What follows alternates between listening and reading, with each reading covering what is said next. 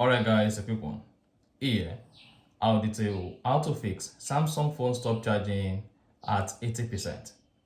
So if at the end of this you found this offer informative, please don't forget to like and then subscribe. Now the first thing to do is go ahead and open the Samsung phone settings. On the settings page, scroll down, locate and click on battery. Click on battery protection.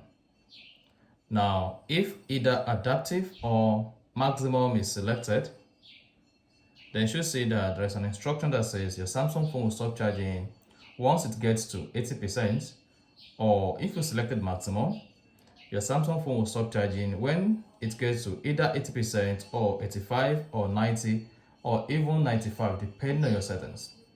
Now to fix your Samsung phone stop charging at 80%, this is what you need to do. Just either come here and select basic or turn off battery protection. And this is going to make your Samsung phone to stop charging whenever it gets to 80%. And that is it.